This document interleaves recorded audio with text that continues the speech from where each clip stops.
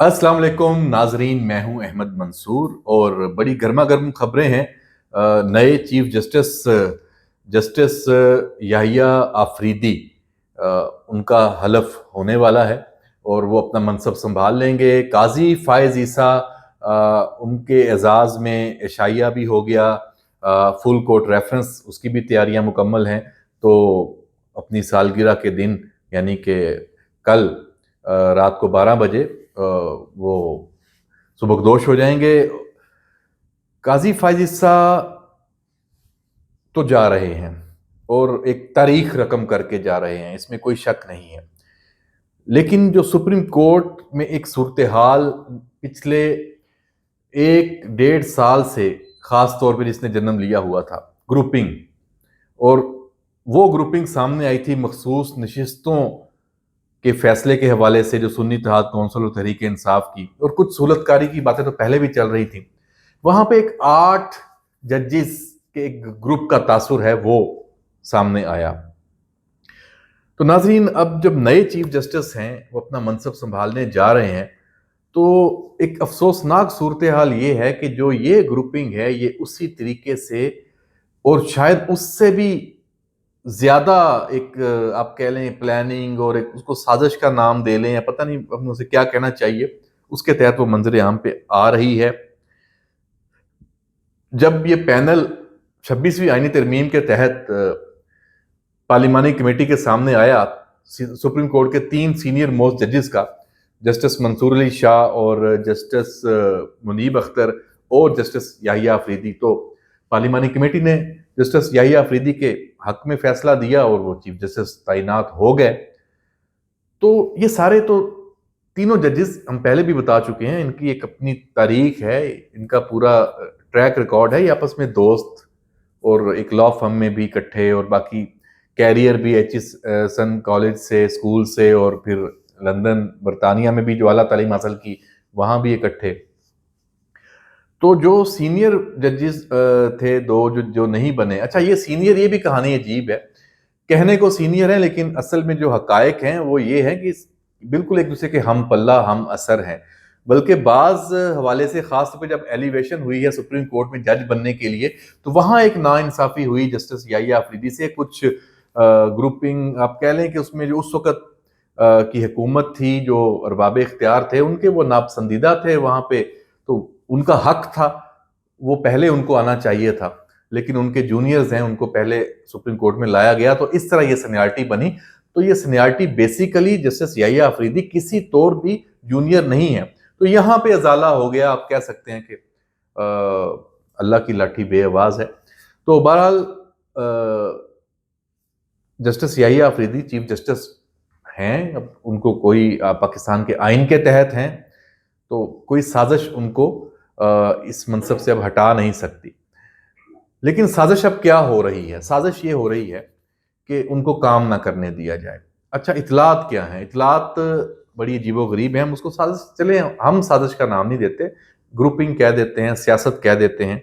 उनके अपने दोस्त हैं और वो खुद भी दोस्त हैं, और जजेस जो सीनियर मोस्ट थे कागजों में नहीं बन सके, तो अब उनकी क्या प्लानिंग है? आम तासुर ये था कि वो इस्तीफा दे देंगे, और शायद इसी वजह से ये एक ख्याल रखते हुए आईनी तरमीम में भी ये कहा गया कि जब नए चीफ जस्टिस बन जाएंगे तो फिर जो प्रैक्टिस एंड प्रोसीजर जो एक्ट है उसके तहत जो कमेटी बननी है बेंचेस के हवाले से, और सारा उनकी जो पहले 3 रुकनी थी उसका, तो उसमें चीफ जस्टिस के साथ उनके बाद के जो सीनियर मोस्ट है उनका जिक्र किया गया। जुडिशियल कमीशन में भी जो नामजदगियां होनी है, नया रूल्स भी नए बनने हैं अब सुप्रीम कोर्ट के 26वीं आईनी तरमीम के बाद।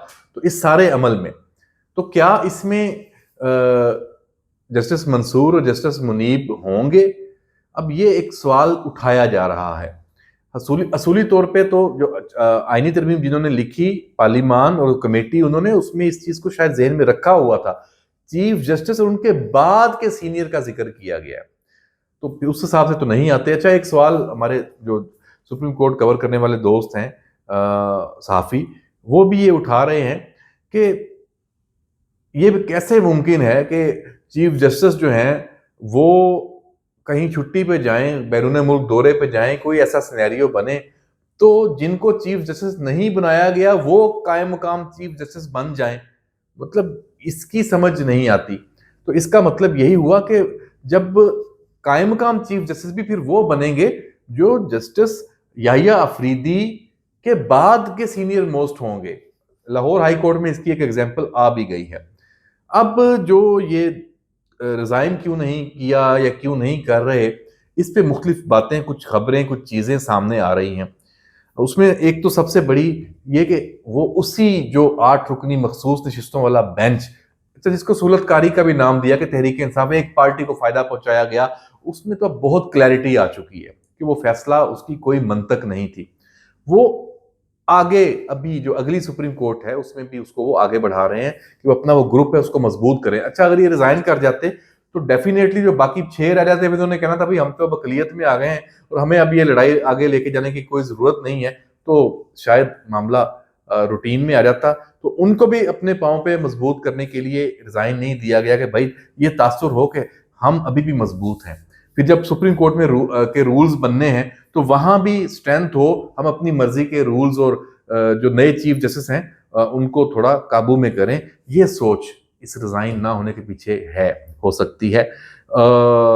اور جو سب سے بڑا کام 26ویں ترمیم کو انڈو کیسے کروانا ہے، یہ اب ایک نئی سوچ پیدا ہوئی ہے. اچھا اگر فوری طور پہ اٹیک کر دیتے، ریزائن کر دیتے، 6 7 8 استعفے آ جاتے اور وکلا تحریک شروع کرتے، حامد خان نے جیسے اناؤنس کیا تھا، اور باقی اس کی ان کو توقع تھی کہ ابھی جو حالات نہیں ہے کہ یہ ایسی کوئی وکلا تحریک جنم لے سکتی ہے.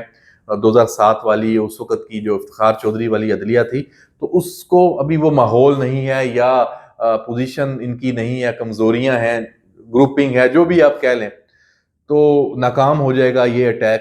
تو اس کو پلاننگ کو چینج کیا گیا کہ سپریم کورٹ کے اندر رہ کے ہی تنگ کیا جائے.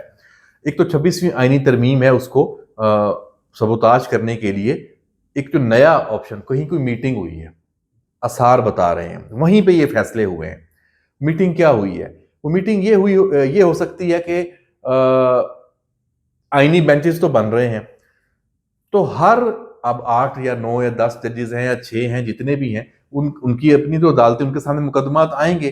تو کوشش یہ ہوگی یا کیا یہ جائے گا کہ ہر دوسرے کیس کو آئینی بینچ کو ریفر کر دیں گے، بھائی اس میں تو یہ آئینی سوال ہے، اس میں تو یہ آئینی سوال ہے.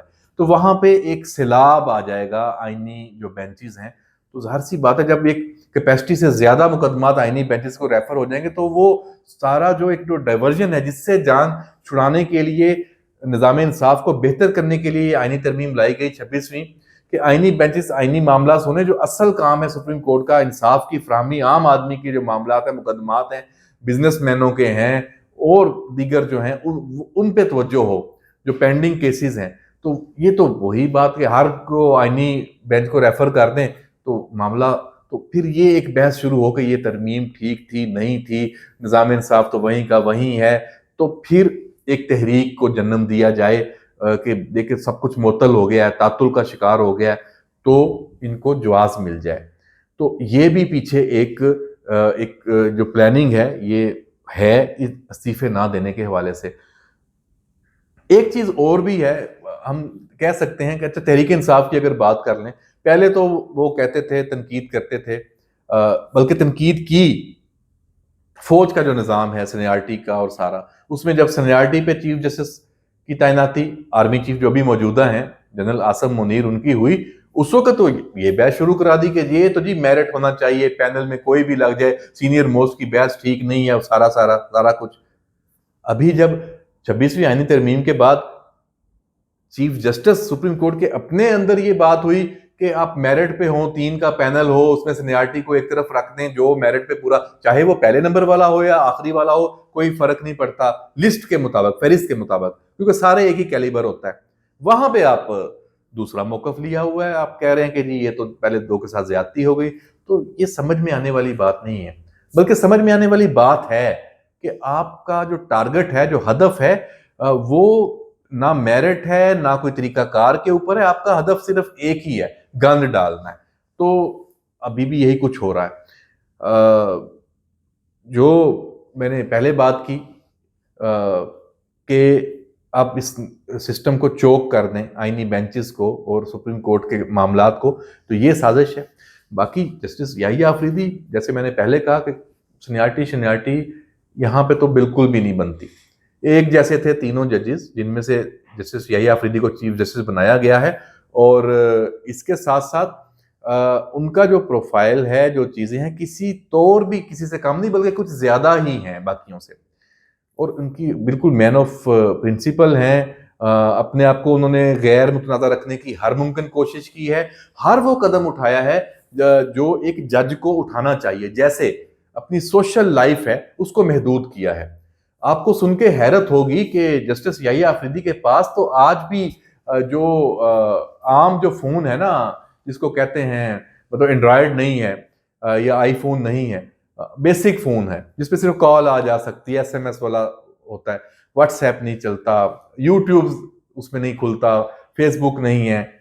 تو انہوں نے جب اپنے آپ کو اس حد تک یہ رکھا ہوا ہے کہ اب سوشل جو میڈیا ہے یا سوشل لائف ہے اس میں اپنے آپ کو الگ تھلگ، یہ تو بہت ہی زبردست چیز ہے۔ اچھا، کھلاڑی ہیں ٹینس کے، ان کا جو پچھلا ٹریک ریکارڈ دیکھیں، اچھے لیول کے کھلاڑی تھے اپنے کالج میں بھی، بڑے بڑے مقابلوں میں، لیکن اب بھی ٹینس کھیلتے ہیں۔ تو جو ہم نے چیک کیا، پتا چلا کہ جو مارکر ہوتے ہیں نا ٹینس کھلوانے والے، تو ان کے ساتھ ہی کھیل کے اپنا شوق پورا کر لیتے ہیں۔ کسی کے ساتھ ٹینس کسی اور شخصیت کے ساتھ نہیں کھیلتے کہ ان سے تعلق بن جائے، ریلیشن بن جائے، کل کو ہو جائے کہ جی میں تو آپ کے ساتھ ٹینس کھیلتا ہوں تو میرا یہ مقدمہ آ گیا یا میری یہ خواہش ہے، وہ اثر انداز ہو۔ اس میں بھی اتنے محتاط ہیں کہ اپنے آپ کو وہاں بھی بالکل الگ تھلگ رکھا ہوا ہے۔ تو ایسے چیف جسٹس آئے ہیں، یہ تو بہت بڑی بات ہے۔ اس کو تو قوم کو تو اس فیصلے پہ میں کہتا ہوں کہ سجدہ شکر ادا کرنا چاہیے، اور اس کو ہر حساب سے اب موجودہ جو سپریم کورٹ ہے، جو جسٹس اب یحییٰ آفریدی کی سربراہی میں ہے، اس کو سپورٹ کرنا چاہیے۔ تو دیکھتے ہیں کہ کیا ہوتا ہے۔ میں نے آپ کے سامنے چیزیں گوش گزار کر دی ہیں۔ سازشیں، سیاست، دھڑے بندی، تقسیم، پلاننگ، سہولت کاری، وہ ابھی بھی چلے گی، اور اس کا مقابلہ کیسے ہوتا ہے، کیا صورتحال بنتی ہے، اس پہ نظر رکھیں گے۔ گیم ختم نہیں ہوئی۔ اجازت دیجیے، اللہ حافظ۔